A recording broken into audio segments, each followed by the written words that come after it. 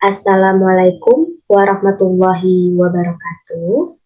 Selamat siang semuanya. Video ini saya buat untuk memenuhi tugas ujian akhir semester dari mata kuliah Etika Bisnis. Perkenalkan, saya Salwa Jinan dengan NIM 2902 350008 dari Prodi Akuntansi Fakultas Ekonomi dan Bisnis. Yang terhormat Bapak Darmainis SEMM, di sini saya akan memulai materinya. Apa sih etika bisnis itu? Etika berasal dari kata Yunani, ethos, jamakta, eta, yang berarti adat istiadat. Sedangkan bisnis adalah suatu organisasi yang menjual barang atau jasa kepada konsumen atau bisnis lainnya untuk mendapatkan laba atau keuntungan. Jadi, etika bisnis adalah aturan yang tidak tertulis mengenai bagaimana cara menjalankan kegiatan bisnis secara adil, serta sesuai dengan hukum yang diberlakukan oleh negara dan tidak bergantung pada kedudukan individu maupun perusahaannya dalam masyarakat. Apa saja teori etika bisnis itu? Yang pertama, ada etika deontologi. Istilah deontologi berasal dari bahasa Yunani, deon yang berarti kewajiban, dan logos yang berarti ilmu. Menurut teori ini, beberapa prinsip moral bersifat mengikat dan merupakan kewajiban bagi setiap manusia. Teori ini menekankan setiap manusia untuk melakukan segala sesuatu berdasarkan standar moral yang berlaku. Jika seseorang melakukan tindakan yang sesuai dengan prinsip norma, maka orang tersebut merupakan orang yang baik. Dalam konteks bisnis ini, teori ini menganggap bahwa setiap pelaku bisnis berkewajiban untuk melakukan kegiatan bisnisnya sesuai dengan norma masyarakat. Beberapa tindakan yang harus dilakukan adalah berbisnis dengan jujur dan memperlakukan pelanggan dengan baik. Selanjutnya ada etika teologi. Istilah ini juga berasal dari bahasa Yunani, telos yang artinya tujuan, sasaran, atau hasil. Etika ini mengatur suatu perbuatan berdasarkan tujuan atau niat dari seseorang yang melakukannya. Dalam berbisnis, semua pelaku bisnis perlu memiliki tujuan yang baik bagi dirinya dan orang di sekitarnya. Tujuannya adalah mampu menyejahterakan diri sendiri maupun orang yang ada di sekitar. Selanjutnya, etika hak. Teori etika hak adalah pendekatan yang banyak dipakai untuk mengevaluasi apakah tindakan, perbuatan, dan kebijakan bisnisnya telah tergolong baik atau buruk dengan menggunakan kaidah hak seseorang. Hak seseorang tidak dapat dikorbankan menggunakan alasan apapun. Misalnya, pelanggan berhak untuk mendapatkan produk berkualitas dan pelayanan yang terbaik. Oleh karena itu, pelaku bisnis harus berusaha untuk selalu memenuhi hak tersebut. Yang terakhir ada etika keutamaan. Etika keutamaan lebih mengutamakan pembangunan karakter pada diri setiap orang. Nilai moral bukan muncul berdasarkan aturan berupa larangan atau perintah, namun dalam bentuk bisnis yang dianggap baik dalam masyarakat. Sebagai pebisnis, kamu harus berusaha untuk menerapkan etika keutamaan, sebab hal ini bisa menjadi penilaian masyarakat untuk menilai apakah bisnis yang kamu jalani adalah bisnis yang baik atau tidak. Selanjutnya, apa saja sih jenis-jenis etika bisnis? Yang pertama, ada etika utilitarianisme. Etika utilitarianisme mengungkapkan bahwa hal-hal yang baik merupakan hal yang bermanfaat, berguna, dan menguntungkan. Sebaliknya, hal-hal yang buruk merupakan hal-hal yang merugikan dan tidak menguntungkan. Utilitarianisme adalah suatu teori etika yang menekankan pada prinsip kebahagiaan atau kesejahteraan sebagai tujuan utama moralitas. Etika utilitarianisme memandang bahwa keputusan etis seharusnya didasarkan pada prinsip penciptaan hasil atau konsekuensi yang memberikan kebahagiaan atau kepuasan yang maksimal bagi jumlah orang yang paling banyak. Yang kedua ada etika hedonisme. Hedonisme adalah melakukan suatu tindakan untuk mencapai kenikmatan. Menurut Sutrisna, etika hedonisme memiliki dorongan untuk mencari kenikmatan, kegembiraan, dan kesenangan serta menjauhi rasa sakit dan ketidaksenangan dalam hidup. Yang ketiga ada etika evolusionisme. Suatu etika yang berkembang di suatu tempat merupakan suatu evolusi yang terjadi dalam tempat tersebut. Suatu etika dapat berbentuk pada suatu tempat sehingga nilai etika bisa berbeda di setiap tempatnya. Yang keempat ada etika pragmatisme. Etika pragmatisme adalah suatu prinsip di mana suatu tindakan dikatakan baik jika mudah, cepat, dan memberikan hasil yang positif. Seseorang yang menganut pragmatisme pasti melakukan segala sesuatu untuk mencapai tujuannya. Ada etika situasionisme yang kelima, yaitu adalah suatu etika yang mempertimbangkan keadaan khusus menjadi bagian yang tidak terpisahkan dari masing-masing situasi. Etika situasionisme tetap menggunakan prinsip-prinsip dasar sebagai petunjuk atau pedoman sehingga tidak ada kebenaran dan kesalahan yang mutlak karena berdasarkan situasi saat itu. Kira-kira apa ya fungsi etika bisnis? Yang pertama, sebagai panduan dalam berperilaku, yaitu etika bisnis memberikan panduan tentang perilaku yang dianggap benar dan salah dalam konteks berbisnis. Ini mencakup nilai-nilai, norma, dan prinsip-prinsip yang membimbing keputusan dan tindakan bisnis. Yang kedua, untuk membangun reputasi dan kredibilitas. Etika bisnis berperan penting dalam membangun dan memelihara reputasi perusahaan. Bisnis yang beroperasi dengan integritas dan moralitas cenderung memiliki kredibilitas yang lebih tinggi di mata pelanggan, mitra bisnis, dan juga masyarakat. Yang ketiga, untuk melindungi kepentingan, etika bisnis melibatkan pertimbangan terhadap kepentingan semua pemangku kepentingan, termasuk pelanggan, karyawan, pemegang saham, dan juga masyarakat luas. Ini juga membantu melindungi hak dan kepentingan mereka. Yang keempat, untuk mencegah kesalahan dan skandal. Dengan menerapkan standar etika yang tinggi, perusahaan dapat mencegah terjadinya kesalahan, pelanggaran hukum, atau skandal yang dapat merugikan reputasi dan juga kesejahteraan perusahaan.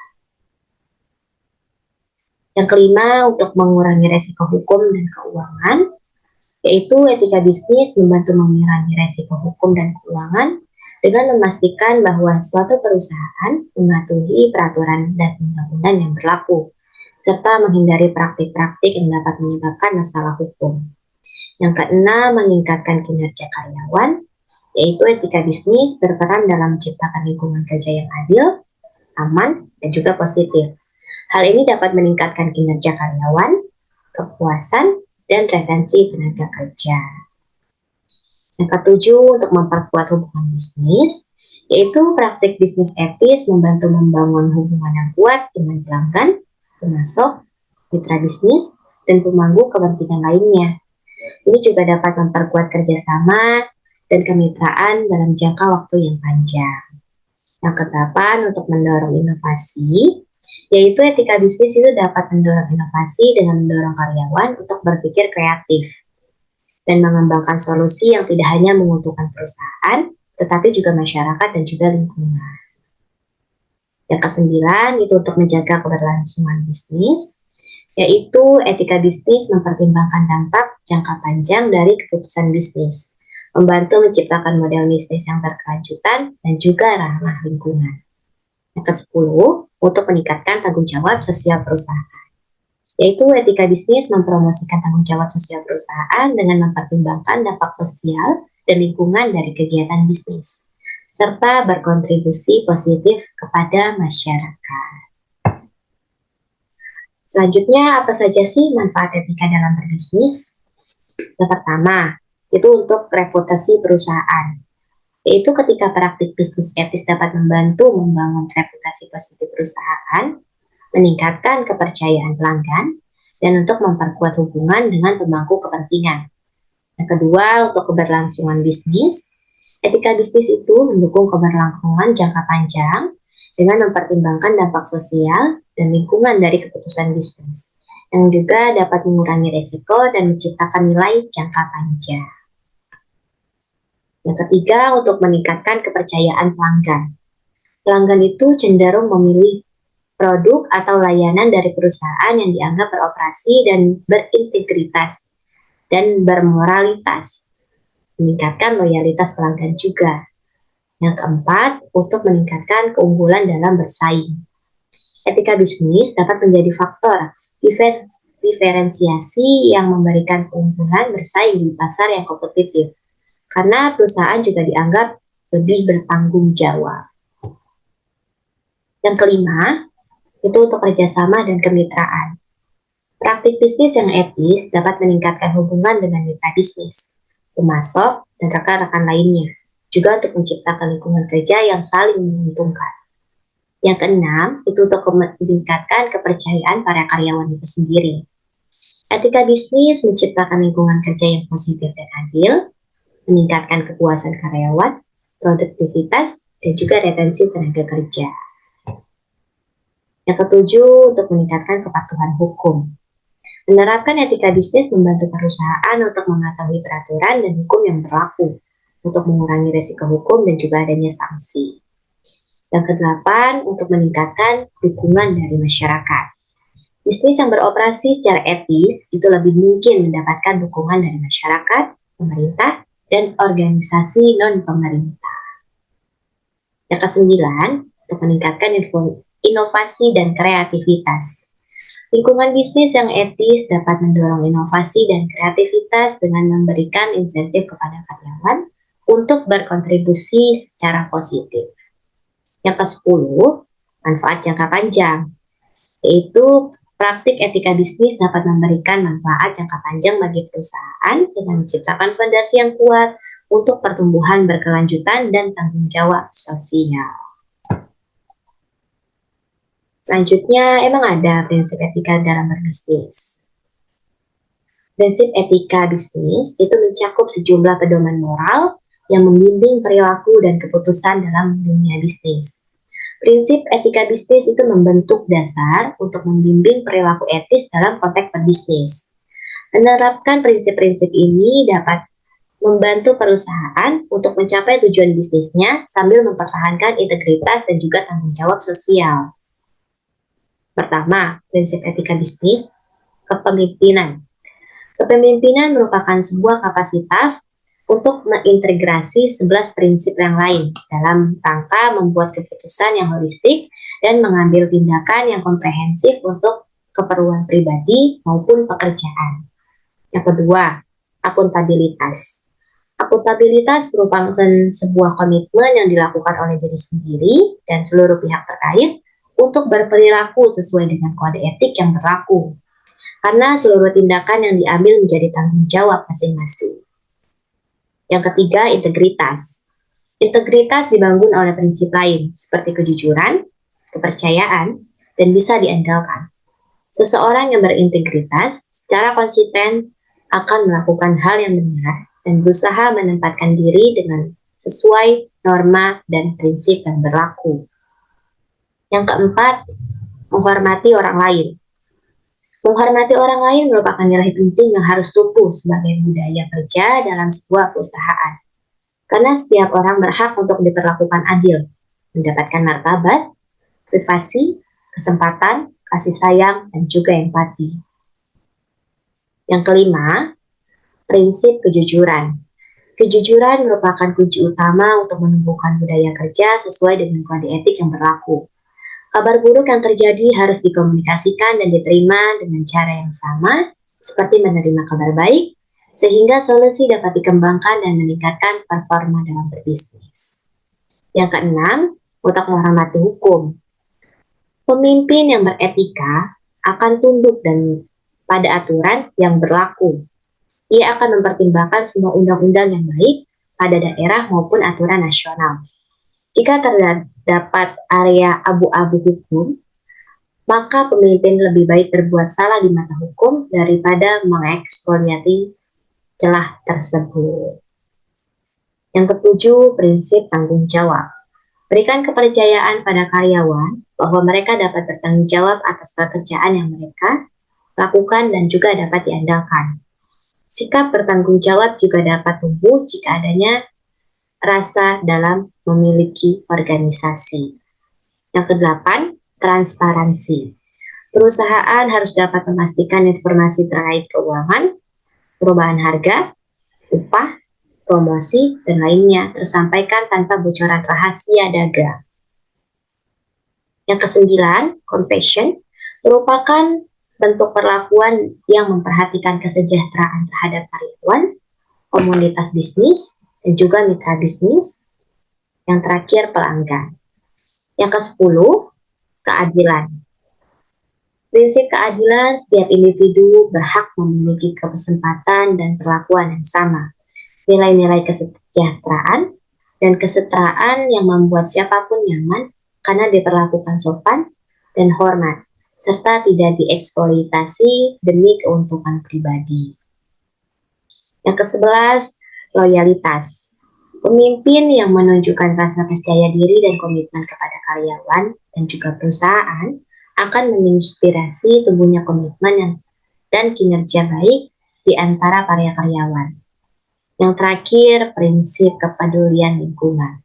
Dengan sumber daya alam yang terbatas, ekosistem yang terlanjur rusak akibat perilaku di masa lalu, prinsip iklim yang kian terasa, penting untuk setiap pelaku bisnis dan karyawan sadar dan peduli akan dampak lingkungan yang bisa terjadi di masa mendatang akibat keputusan ceroboh di hari ini.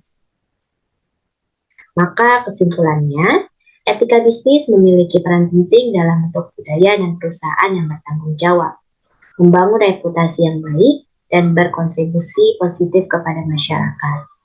Jadi kesimpulannya, etika bisnis bukan hanya merupakan panduan untuk beroperasi secara moral, tetapi juga merupakan kunci untuk mencapai keberlanjutan jangka panjang dan keberhasilan bisnis yang sejalan dengan nilai-nilai moral. Sekian presentasi dari saya, kurang lebihnya tolong dimaafkan. Wabillahi taufiq wal hidayah. Wassalamualaikum warahmatullahi wabarakatuh.